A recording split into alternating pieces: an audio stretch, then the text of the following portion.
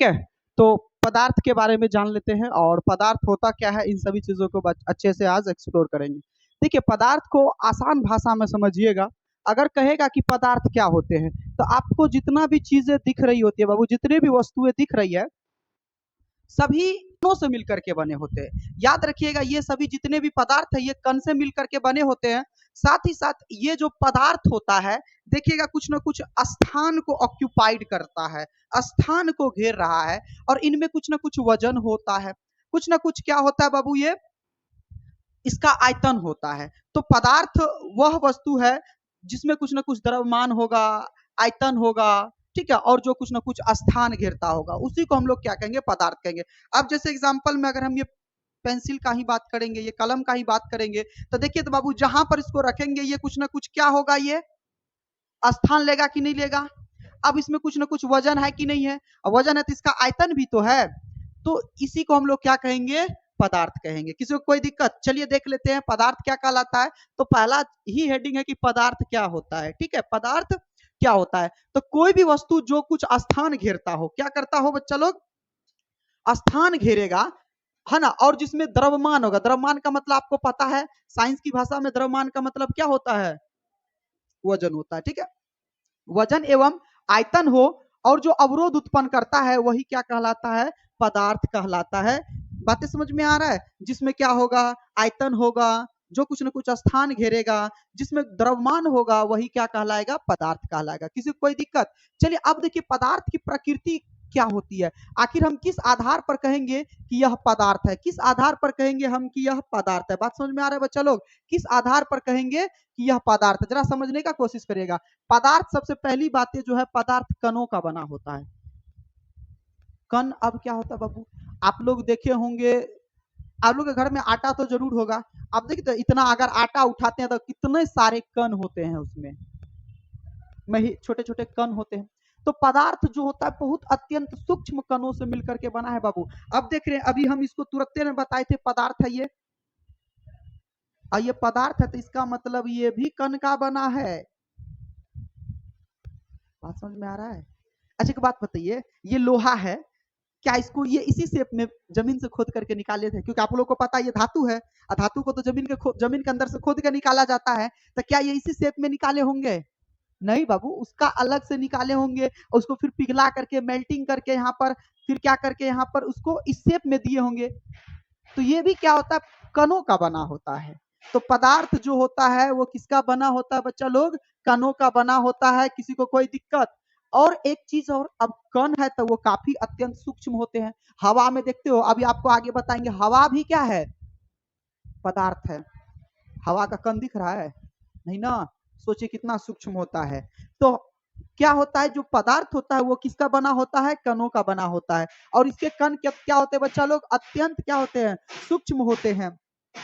पदार्थ के कण हमेशा गतिशील होते हैं। अब अगला टॉपिक देख लेते हैं कि पदार्थ का कण जो होता है हमेशा गतिशील होता है, यानी ये जगह अस्थिर नहीं रहता है, निरंतर इसमें कुछ ना कुछ गति होती रहती है, ये हमेशा गतिशील होते हैं। इसके बाद कहता है ये एक दूसरे को आकर्षित करते हैं, और आकर्षित करने के कारण ही इनमें आकर्षण बल होता है, और आकर्षण बल के ही कारण देखिए कोई चीज ठोस हो जाती है, कोई चीज द्रव्य हो जाती है, और कोई गैस बन जाता है।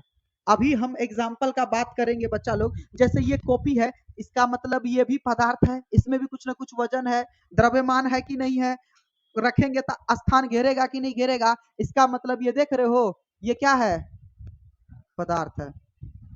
क्या है ये, पदार्थ है। अब अगर पदार्थ है, हाथ घुसाइए तो घुसेगा, इसका मतलब इसका जो इस पदार्थ का कण है बाबू, आपस में एक दूसरे को मजबूती से पकड़ ले है यहाँ पर, जिसको कहते हैं आकर्षण बल। ठीक है, तो पदार्थ का कण एक दूसरे को क्या करते रहता है, आकर्षित करते रहता है।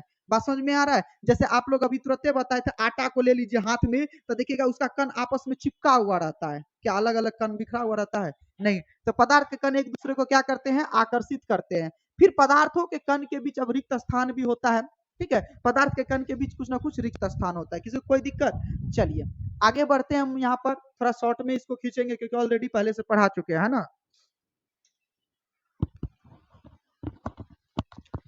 चलिए अगला देखते हैं पदार्थ का वर्गीकरण। अब देखिए पदार्थ का वर्गीकरण के बारे में पूछा है, क्लासिफिकेशन। तो ऐसे पदार्थ को 3 भागों में बांट करके हम लोग पढ़ते हैं। पहला जो पढ़ेंगे ठोस पढ़ेंगे, द्रव्य पढ़ेंगे और गैस पढ़ेंगे। ठीक है, तो पहले ठोस को देख लेते हैं। अभी देखिएगा ये बाबू ये किस अवस्था में है? ठोस अवस्था में है। ये किस अवस्था में है? ठोस अवस्था में है, सॉलिड अवस्था में है। और द्रव्य अवस्था में आप पानी ले लो, है ना, तेल ले लो, दूध ले लो, ये सभी क्या है बाबू? द्रव्य अवस्था में। और गैस के अवस्था में जितने भी सारे गैस है वो गैस अवस्था में हो जाएगा। तो पदार्थ को मेनली हम लोग 3 अवस्थाओं में पढ़ेंगे। तो अब ठोस जितना तुमको दिख रहा है बाबू, ठोस के रूप में दुनिया देख रहे हो, बाहर की चीजें, अपने आसपास की चीजें, प्लास्टिक से लेकर के जितने भी बड़े बड़ी चीजें, वो ठोस है।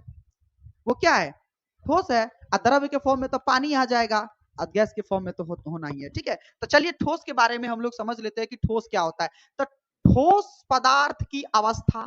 अब आपको अवस्था कहे या कहेगा गुण लिखिए या कहेगा विशेषता बताइए। ठीक है, ठोस का विशेषता बताइए, तो आपको ये 7 से 8 पॉइंट को लिखना है आपको एग्जाम में। बात समझ में आ रहा है? इसका अगर कहेगा बताने के लिए, तो चलिए अब देखते हैं क्या क्या है। तो ठोस पदार्थ की जो आकृति होती है, पहला बाबू इसकी जो आकृति होती है वो क्या होता है? निश्चित होगा। आकृति क्या होगा? निश्चित। अब देखिए तो ये जो ठोस का शेप है, इसको तान करके कोई दूसरा आकृति दे सकिएगा? नहीं दे सकिएगा। जैसे सबसे अच्छा एग्जांपल देख लो ना, लकड़ी देख लो, ये इस आकृति में है बाबू, क्या इसको हम कोई दूसरा आकार दे सकते हैं खींच तीर करके? नहीं। तो इसका आकृति निश्चित होता है। जैसे एक और एग्जांपल के द्वारा समझिएगा, पानी मान के चलिए कोई बोतल में पानी है, सपोज दैट इस बोतल में क्या है बच्चा लोग? पानी है। इस बोतल का पानी देखिएगा ऐसे रखेंगे तो बोतल का रूप ले लेगा।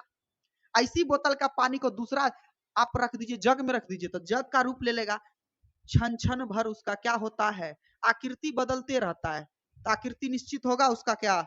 लेकिन ठोस का निश्चित होगा। आयतन भी इसका फिक्स्ड होता है। अब जितना इसका आयतन है बाबू, आयतन क्या घट जाएगा? बढ़ जाएगा? नहीं, क्योंकि अगर आकृति नहीं बदला तो आयतन कैसे बदलेगा? तो आयतन भी क्या होता है? इसका निश्चित होता है। तो कहेगा ठोस पदार्थ की आकृति एवं आयतन निश्चित या अनिश्चित? निश्चित होता है। चलिए इसके बाद देखते हैं, इसका घनत्व उच्च होता है बाबू। डेंसिटी क्या होता है? घनत्व। अब देखिए घनत्व के बारे में हम समझाए थे। घनत्व को ऐसे समझ लीजिए कि मान के चलिए यहाँ पर एक इतना बड़ा जगह है और इतना बड़ा जगह है। ठीक है, यहाँ पर 1,00,000 लोग है। हम थोड़ा लोगों से एग्जाम्पल ले ले रहे हैं। यहाँ पर 1,00,000 लोग है, यहाँ पर 5,00,000 लोग है। तो बाबू सेम जगह है, जगह के मामले में सेम है, लेकिन यहाँ पर लोगों की संख्या कितना गुना है? 5 गुना है। तो यहाँ पर हम कहेंगे इसका घनत्व ज्यादा है। तो आप को सोचिएगा, ठोस जो होता है, तो ठोस का पदार्थ देखिए, ठोस में जो पदार्थ के जो कण होते हैं, ये कण काफी ज्यादा होते हैं। कोई भी ठोस होगा उसमें पदार्थ के कण काफी ज्यादा होंगे। तो ज्यादा होगा तो इसका घनत्व भी उच्च होगा, डेंसिटी उच्च होगा। यानी इसका मतलब क्या होगा कि इसका घनत्व उच्च होने के कारण इसको जल्दी से पिघला नहीं सकते हैं, ना क्या कर सकते हैं? जल्दी से गला सकते हैं। अब लोहा दे देंगे बाबू, तुमको बता दें, लोहा दे देंगे, एक तरफ पानी दे देंगे। अब बताओ तो कौन सबसे पहले गलेगा? कहिएगा सर पानी, क्योंकि पानी 100 डिग्री सेल्सियस जैसे ही होगा, आपको पता ये भाप बनना शुरू हो जाएगा। और लोहा को गलाने के लिए कम से कम 300 से 400 डिग्री सेल्सियस के आसपास जाना होगा, तब ना वो गलेगा, तब ना पिघलेगा। तो ठोस पदार्थ का घनत्व क्या होता है?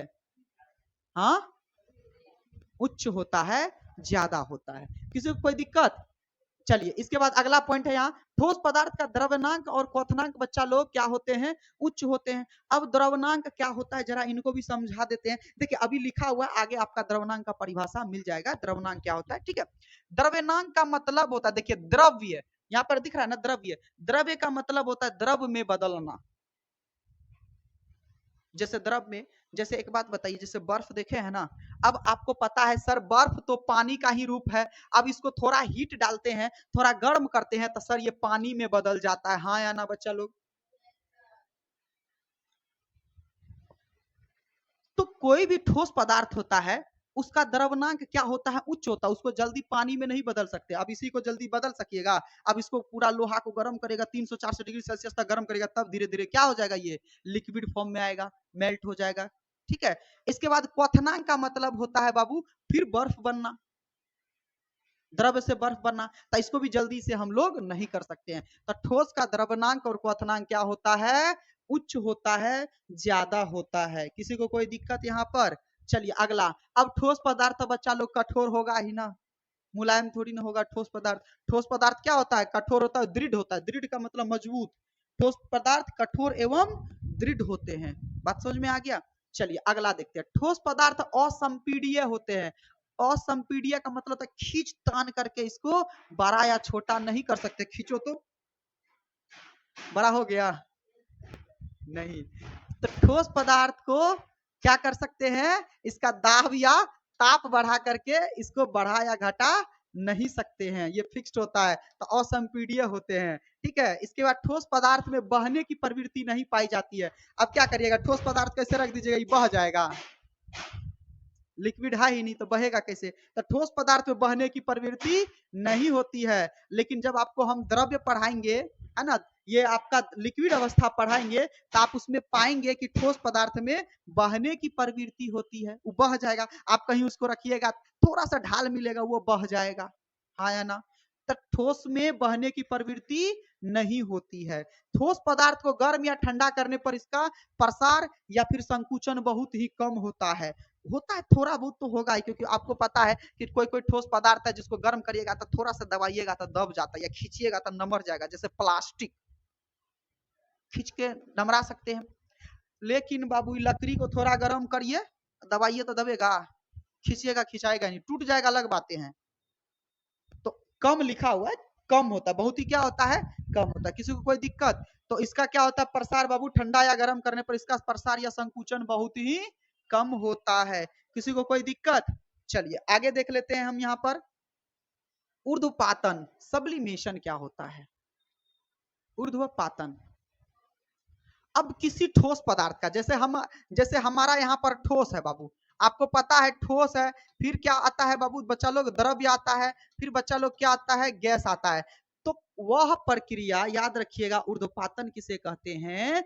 वह प्रक्रिया जिसमें कोई पदार्थ बिना द्रव्य में बदले, बिना द्रव्य में बदले किस में बदल जाएगा? और फिर गैस से किस में बदल जाएगा? सीधे ठोस में बदल जाएगा। उसी को हम लोग कहेंगे ऊर्ध्वपातन कहेंगे बाबू। क्या कहेंगे? ऊर्ध्वपातन, सब्लिमेशन कहेंगे। एग्जाम्पल में अगर आप कहोगे सर कपूर, एग्जाम्पल में क्या कहोगे?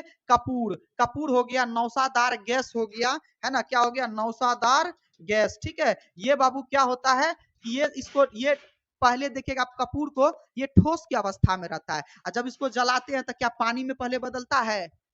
वो डायरेक्ट हवा में उड़ जाएगा, गैस बन जाता है, हाँ या ना? तो ठोस से सीधे किस में बदल जाएगा बच्चा लोग? गैस में बदल जाएगा। उसे ही हम लोग क्या कहते हैं?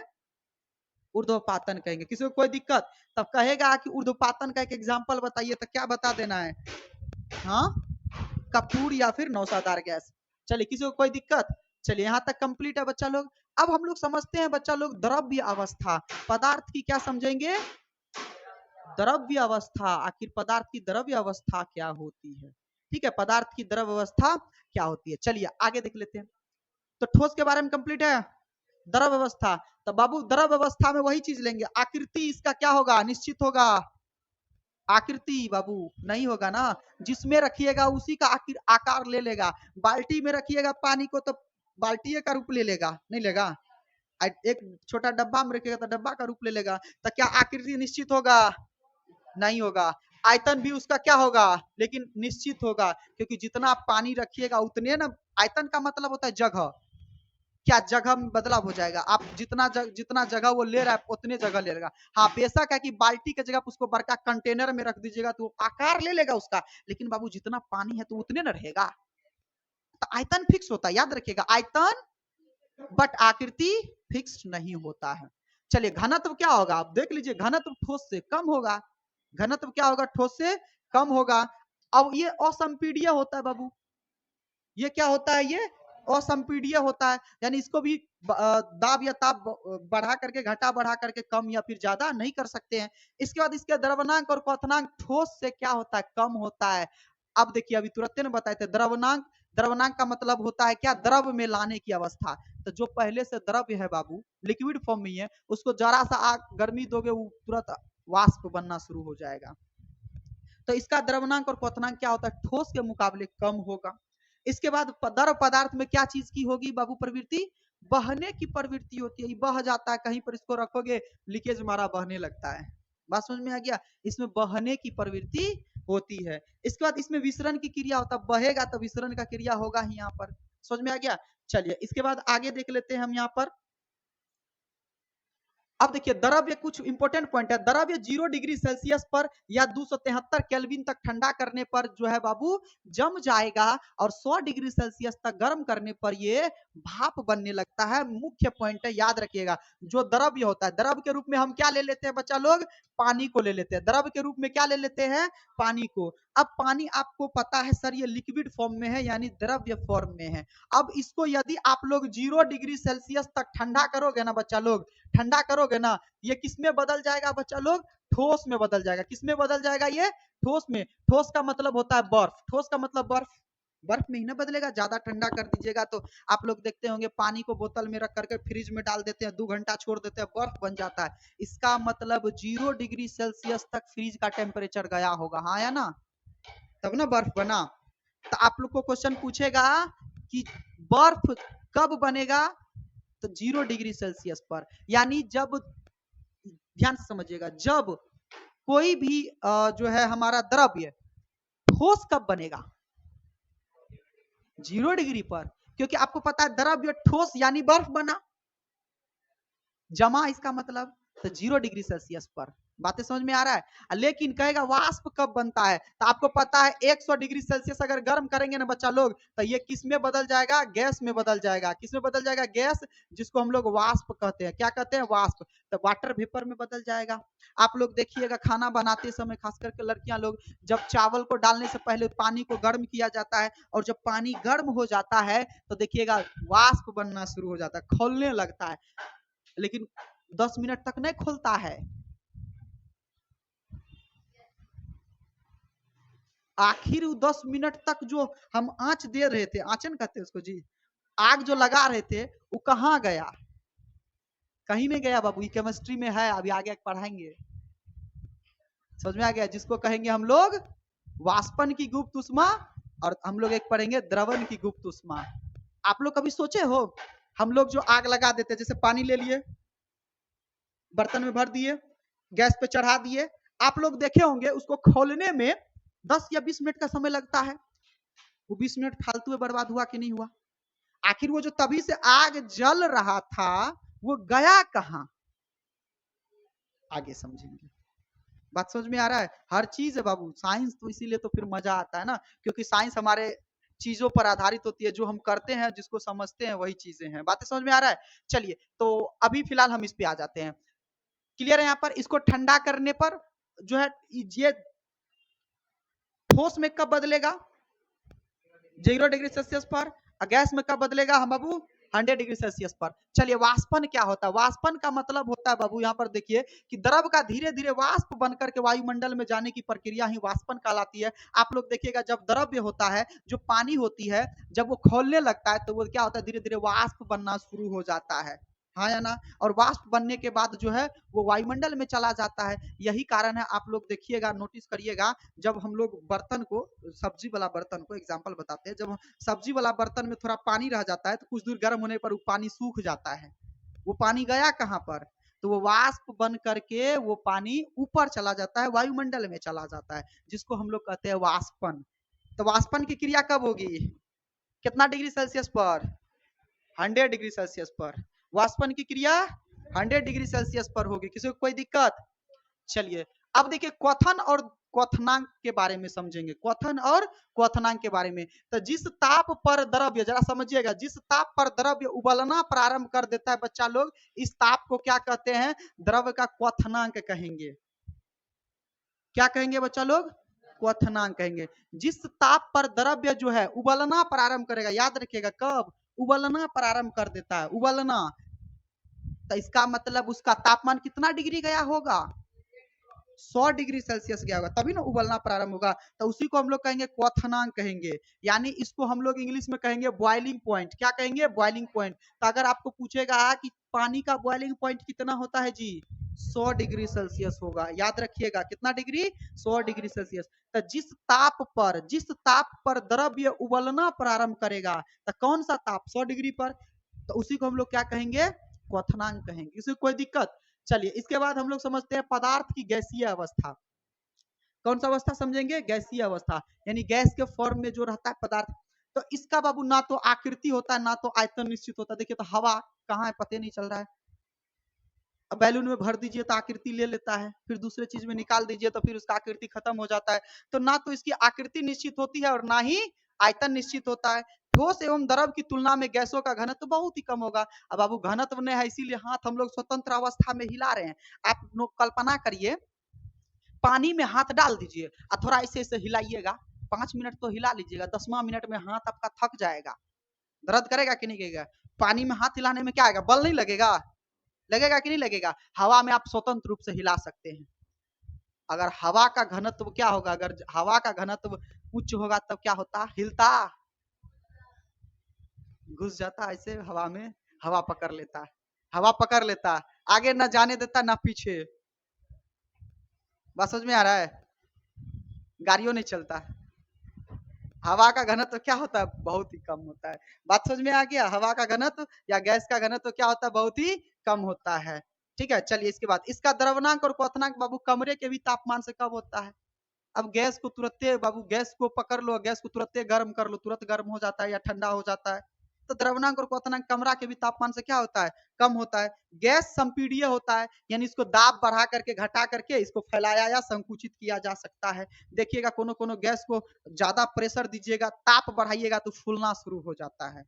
बात समझ में आ रहा है। तो ताप बढ़ने पर क्या होता है, गैस फैलने लगता है। जैसे अभी एग्जाम्पल बताते हैं आप लोगों को, जब किसी के यहाँ बढ़िया बढ़िया वैरायटी वाला खाना बनता है तो गर्म रहता है गैस उस समय, और देखिएगा सगठे सुगंध जाता है, और जब ठंडा हो जाता है तो क्या होता है, जाता है, नहीं जाता है। इसका मतलब ताप बढ़ा करके इसको फैलाया घटाया जा सकता है। बात समझ में, ऐसे ये हम बता दिए यहाँ पर कि ताप बढ़ा करके फैलाया घटाया इसको जा सकता है। किसी को कोई दिक्कत यहाँ पर, तो पदार्थ की गैसीय अवस्था को समझने में। चलिए नेक्स्ट देख लेते हैं हम यहाँ पर, एक साथ यहाँ पर तीनों में अंतर। ये मोस्ट वीवीआई है बच्चा लोग, ये कवर आपका कर देगा, अभी जितना भी उधर पढ़े हैं एक साथ सबको कवर करेगा।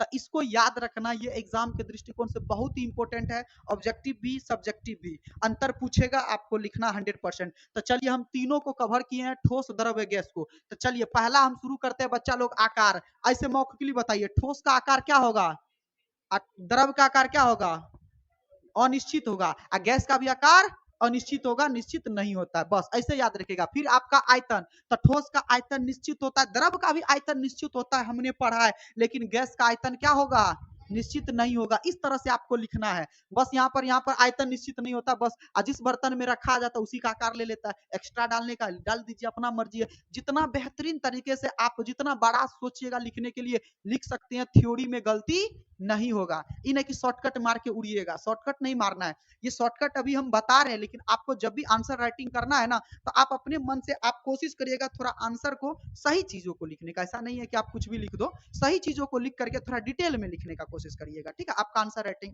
में यही होता है, डिटेल में लिखेगा तो बेहतर होगा। बात समझ में आ रहा है, शॉर्टकट में नहीं मारिएगा, शॉर्टकट में आपको याद रखना है। ठीक है, इसके बाद देखो बाबू, दृढ़ता या तरलता। तो देखिए दृढ़ता, ठोस में ठोस दृढ़ होगा, ठोस क्या होगा, दृढ़ होगा, तथा ये बहता नहीं है। जबकि जबकि क्या होगा, तरल क्या होगा, दृढ़ भी नहीं होगा, और इसमें बहने की प्रवृत्ति होती है। आई तो भाई साहब दोनों में से कोनो नहीं होगा।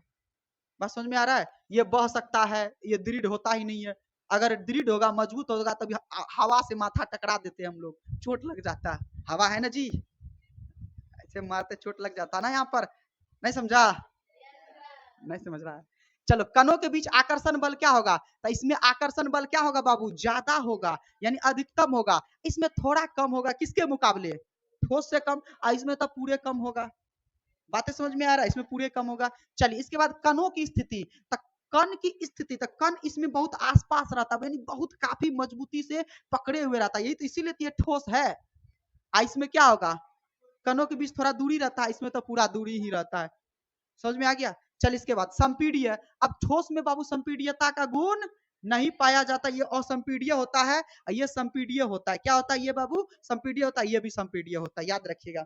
इसके बाद विसरण, इसमें विसरण हो नहीं होता है, इसमें विसरण होता है, इसमें भी विसरण होता है। किसी को कोई दिक्कत? तो याद रखना है, इस तरह से आपको शॉर्ट तरीका से याद रखना है, और लिखने के वक्त आप जितना अच्छे से बेहतरीन तरीके से लिख दोगे, लिख सकते हो। तो ये आज हम अभी आपको बाबू ठोस द्रव गैस का एग्जाम्पल समझे, और भी कई सारे एग्जाम्पल ले सकते हो। अब कहोगे सर द्रवनांक और क्वथनांक के भी बारे में बता दीजिए। तो ठोस का द्रवनांक क्वथनांक उच्च होता है, द्रव का द्रवनांक क्वथनांक ठोस से थोड़ा कम होता है, और गैस का द्रवनांक और क्वथनांक बहुत ही कम होता है, ठोस द्रव गैस के मुकाबले बहुत ही कम होता है। बातें समझ में आ रही है क्या? कई सारे आप एग्जाम्पल बना सकते हो यहाँ पर, इस तरह से जो है अगर अंतर कहेगा तो खुद से लिख सकते हो, आप वो चीज पढ़े हो तो। ये अंतर कहाँ से लाए हैं? जो इसका गुण पढ़े हैं, गुणे से अंतर लाए हैं। बातें समझ में आ रहा है? किसी को कोई दिक्कत? चलिए समझते हैं बच्चा लोग, वायुमंडलीय दाब क्या होता है। वायुमंडल का मतलब हवा होता है बाबू। अब आपको पता होना चाहिए बच्चा लोग, हवा भी हम पे दबाव डालता है, अभी देख रहे हैं। अच्छा एक चीज आप लोग नोटिस किए होंगे, जब भी आप लोग बेल मुड़वाए होंगे, बेल मतलब समझ रहे हो, गांव की भाषा में हम लोग इसको क्या कहते हैं? बेल। एक बेल होता है खाने वाला, है ना, बेल मुड़वाया जाता है। यानी जब हम लोग कपार, कोई जो भी बोलो तुम लोग समझ रहे हो ना, इसको छिलवा लेते हैं, तो आप कुछ अनुभव करेंगे उस समय, 2 या 5 मिनट के लिए अनुभव करते हैं कि पूरा कपार लगता हल्का हो गया है। बात समझ में आ रहा है? सोच रहे हैं थोड़ा सा ये भारी चीज हटने के बाद कितना हल्का हो जाता है कपार। देखिए, अब देखिए, अब जरा समझने का कोशिश करिएगा। वायुमंडल में जो हवा है बाबू, आपको पता है कि हमारा पृथ्वी से लेकर के कई 100-200 किलोमीटर तक हमारे ऊपर हवा है, हवा का परत है, हाँ या ना? ये हवा का परत तो हमारे कपरवा पे भी है ना, हाँ ना या ना? हर जगह है हवा। इसका मतलब ये हमारे कपार जैसे इतना, इसका मतलब इतना सीधा कपार पर यहाँ वजन डाल रहा है, और सच में वजन डाल रहा है बाबू। अगर आप, हम एक एग्जांपल बताते हैं, अगर आपका अगर वजन मान के चलिए 40 किलो है, तो उसमें उसमें जो है 5 किलो वजन हवा का है, 5 किलो तुम्हारा हवा डाल रहा है वजन वहां पर। मतलब एक एग्जांपल से समझा रहे हैं यहाँ पर, बात समझ में आ रहा है? तो हवा भी हम पे क्या डालता है? दबाव डालता है। अब ये तो ऊपर का बात बताए हैं, तो इसको हम लोग क्या कहते हैं? वायुमंडलीय दाब कहते हैं। क्या कहते हैं बाबू? वायुमंडलीय दाब कहते हैं। वायुमंडल भी क्या करता है? हम पे दबाव डालता है, इसे ही क्या कहते हैं? वायुमंडलीय दाब कहते हैं। किसी को कोई दिक्कत? अब समुद्र तल पर वायु का दाब एक वायुमंडलीय दाब कहलाता है। कितना कहलाता है? एक वायुमंडलीय दाब कहलाता है। अब दाब का इकाई बच्चा लोग याद रखिएगा, पास्कल होता है। पूछेगा दाब का इकाई क्या होता है? पास्कल। इसे पी से सूचित करते हैं, इसे क्या चीज से सूचित करते हैं? पी से सूचित करते हैं, याद रखिएगा। वायुमंडल का जो वायुमंडलीय दाब क्या होता है? तो वायु के द्वारा जो हमारे ऊपर दाब लगाया जाता है, उसे ही क्या कहते हैं? वायुमंडलीय दाब कहते हैं। समुद्र तल पर देखिए, समुद्र तल पर वायु का दाब एक वायुमंडलीय दाब कहलाता है, और वायु जो ये दाब होता है बच्चा लोग, दाब का एसआई मात्रक क्या होता है? पास्कल होता है, याद रहेगा। दाब का सही मात्रा क्या होगा? पास्कल हो जाएगा। चलिए, पदार्थ की तीनों अवस्थाओं ठोस, द्रव और गैस को एक दूसरे में परिवर्तित किया जा सकता है बच्चा लोग। बिल्कुल सही बात है सर। आप जो पदार्थ, अभी जो पदार्थ बताए हैं, एक तो बताए हैं बच्चा लोग, क्या बताए हम यहाँ पर? ठोस बताए। क्या बताए हैं बच्चा लोग? ठोस बताए, ठीक है। दूसरा क्या बताए हैं? द्रव्य बताए हैं। तीसरा क्या बताए बच्चा लोग? गैस बताए हैं। आपको पता होना चाहिए कि ठोस से द्रव में हम लोग बदल सकते हैं, ठोस से द्रव्य में। जैसे एक बात बताइए बच्चा लोग, बर्फ है, बर्फ को अगर आप गर्म करिएगा तो क्या ये द्रव में बदलेगा? द्रव में आने का मतलब हो गया पानी, पानी में बन जाएगा ना। अब फिर ये द्रव को हम लोग गैस में बदल देंगे, कहिएगा कैसे सर? तब पानी को उबालिए, गैस में बनेगा, यानी वाष्प बनेगा, हाँ या ना सर? बन जाएगा वाष्प। फिर इसी वाष्प को अगर आप ठंडा करोगे, क्या करोगे बच्चा लोग? ठंडा करोगे, तो फिर ये क्या किसमें बदल जाएगा? पानी में बदलेगा। एक एग्जांपल बताते हैं, जब आप लोग खाना वगैरह सब बनाते होंगे, तो देखिएगा जब झांपने वाला जो होता है, उसमें देखिएगा जब वाष्प बन रहा होता है, तो झांपने वाला पे देखिएगा गैस जब उड़ता है ना, तो प्लेट में छोटा छोटा आ जाता है वो पानी का बूंदे टाइप का। अगर उसको ठंडा देते, ठीक है। द्रवनांक क्या होता है बच्चा लोग? वह ताप जिस पर कोई भी पदार्थ तो यानी ठोस में होगा और वो किस में बदलना शुरू हो जाएगा, द्रव में बदलना शुरू हो जाएगा, उसे ही हम लोग द्रवनांक कहते हैं। तो याद रखिएगा, द्रव से द्रव में बदलेगा, द्रवनांक का मतलब द्रव में बदलेगा। ठीक है, चलिए आ गया जिसको हमको इंतजार था तब ये से, है ना, कब से इंतजार कर रहे थे हम, ये द्रवन की गुप्त उष्मा बच्चा लोग, द्रवन की गुप्त उष्मा। अब आपको पता है, कोई बर्फ डाल दीजिए कोई पानी में, ये कोई बर्तन में, अब उसको थोड़ा देर आंच डालिएगा, आग लगाइएगा, तो कुछ देर बाद वो द्रव में बदलना शुरू होता है। तो थोड़ा देर जो वो आग जो हम लगा के रखे हैं, आखिर गया कहाँ, उसी को कहते हैं गुप्त तरीके से वो क्या हो रहा होता है, उष्मा ले रहा होता है। बातें समझ में आ रहा है, तो उसी को कहते हैं द्रवन की गुप्त उष्मा। एक होता है वाष्पन की गुप्त उष्मा। आपको पता है, जैसे आप पानी को क्या करते हैं, बर्तन में डाल देते हैं, अब बर्तन में डाल करके इधर से हम लोग चूल्हा को जला देते हैं, तो 10 या 15 मिनट तक बाबू ऐसे रहता है। तो धीरे धीरे धीरे धीरे पानी क्या होता है, गर्म होता है। तो वो पानी जब तक वो खौलता नहीं है, जब तक वो वाष्प में नहीं बदलता है, और शुरू में जो लगाए, तो इनके बीच में जो हम उष्मा दिए हैं उसी को गुप्त उष्मा कहेंगे। उसी को क्या कहेंगे, गुप्त उष्मा कहेंगे। बातें समझ में आ रहा है, उसी को क्या कहेंगे, गुप्त उष्मा कहेंगे। तो चलिए, किसी ठोस पदार्थ के 1 केजी को, कितना को, 1 केजी को उसके द्रवनांक पर यानी फिक्स है, अवस्था में परिवर्तित करने के लिए आवश्यक उष्मा को उसे ठोस पदार्थ का द्रवण की गुप्त उष्मा कहते हैं। यानी कहने का मतलब हो गया कि 1 केजी पदार्थ को पिघलाने के लिए, यानी द्रव्य करने के लिए, क्या करने के लिए, द्रव में बदलने के लिए जो हमको उष्मा की आवश्यकता होगी, उसे ही हम लोग कहेंगे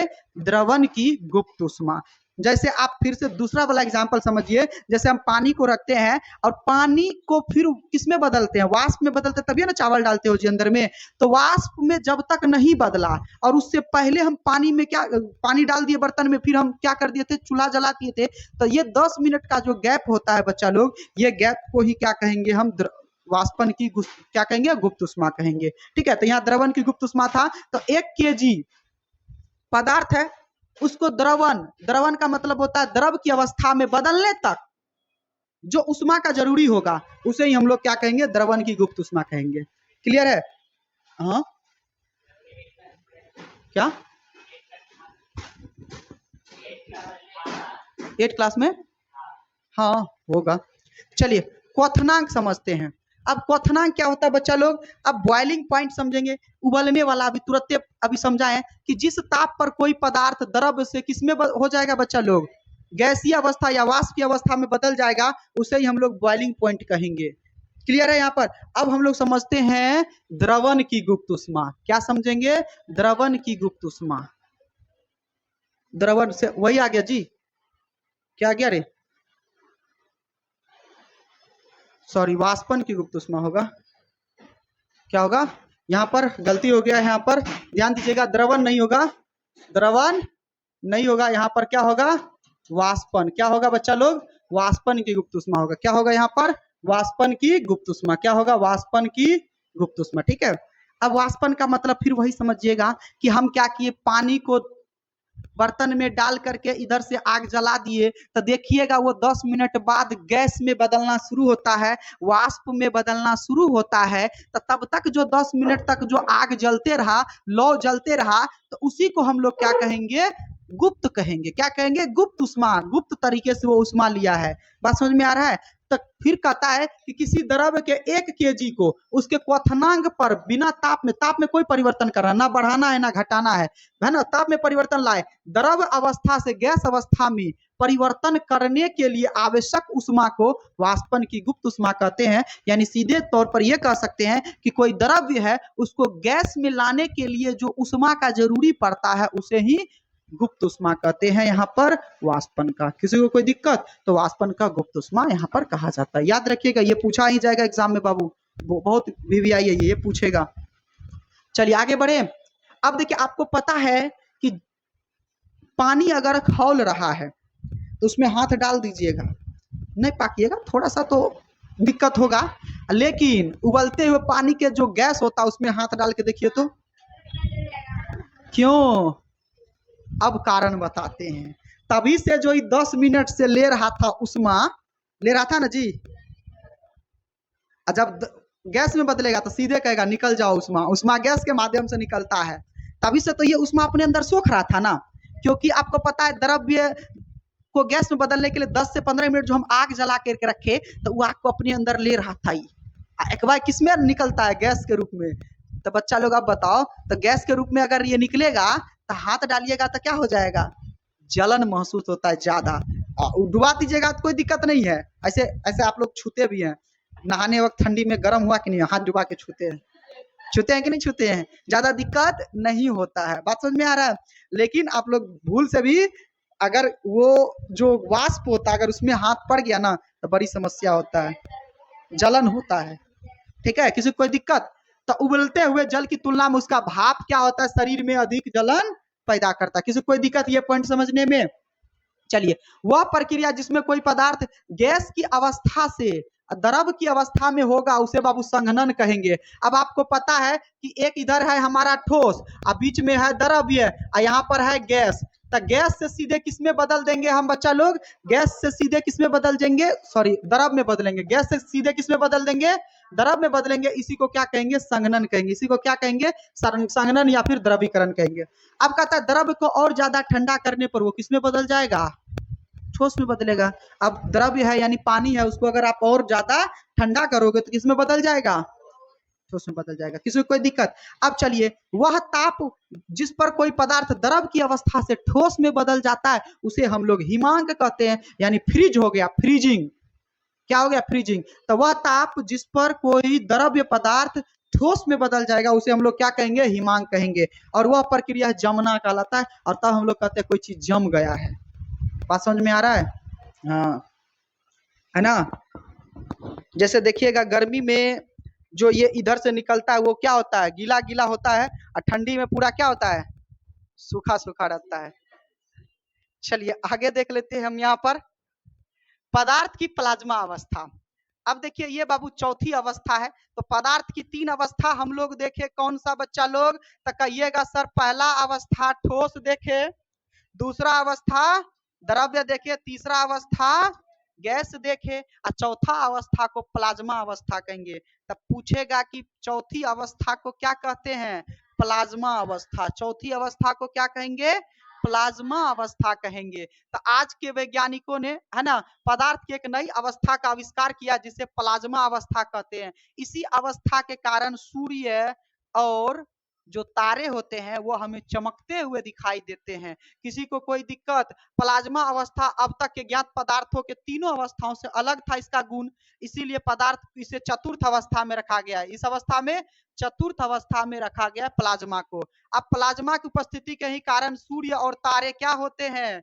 चमकीले दिखाई देते हैं। किसी को कोई दिक्कत यहाँ पर? तो ये था प्लाज्मा अवस्था, इसमें कुछ विशेष नहीं है, इसमें ज्यादा पढ़ना ही नहीं है। इसके बाद बाबू हम लोग समझेंगे पदार्थ का पंचम अवस्था। क्या पढ़ेंगे? पदार्थ का पंचम अवस्था। एक देखिए, एक वैज्ञानिक था जिसका नाम क्या था बाबू? सत्येंद्र नाथ बोस। क्या था बाबू? सत्येंद्र नाथ बोस। इन्होंने क्या किया? अपनी अपनी जो गणितीय आधारित जो संख्याएं था उसका विवरण प्रस्तुत करके इन्होंने पदार्थ का पंचम अवस्था का जो है अवधारणा दिया। और अभी ये पदार्थ का पंचम अवस्था अभी आया ही नहीं है, कोई भी बुक में नहीं मिलेगा बाबू। पदार्थ का पंचम अवस्था अभी हमारे ज्ञान से क्या है? परे है, यानी बाहर है। बस इन्होंने कह दिया था कि पदार्थ का पंचम अवस्था भी होता है। इसका नाम था सत्येंद्र बोस, तो इसका नामे पे रख दिया है। तब याद रखिएगा पंचम अवस्था को बोस आइंस्टाइन कंडेंसेट कहते हैं। क्या कहते हैं? बोस आइंस्टाइन कंडेंसेट अवस्था कहते हैं। तब पूछेगा कि पदार्थ का पंचमा अवस्था, तो बोस आइंस्टाइन कंडेंसेट कहते हैं। और चतुर्थ अवस्था प्लाज्मा होती है। किसी को कोई दिक्कत? तो ये था आपका बाबू, है ना, पहला चैप्टर पदार्थ। ठीक है, तो हमारे आसपास के पदार्थ के बारे में समझ लिए, पदार्थों के वर्गीकरण समझे, इसमें सारे चीजों को समझे, ठोस का गुण समझे बाबू, ठोस द्रव गैस में अंतर समझे। तो जितने भी टॉपिक थे जो इंपॉर्टेंट थे उन सभी टॉपिक को हम इस चैप्टर में क्या करने का कोशिश किए? कवर करने का कोशिश किए। इससे बाहर आपका क्वेश्चन जाएगा भी नहीं, इतना पढ़ लीजिए सारा क्वेश्चन आपका फुलफिल हो जाएगा ऑब्जेक्टिव सहित। किसी को कोई दिक्कत है यहाँ तक? तो चलिए रहने देते हैं, आज के लिए इतना ही यहाँ पर।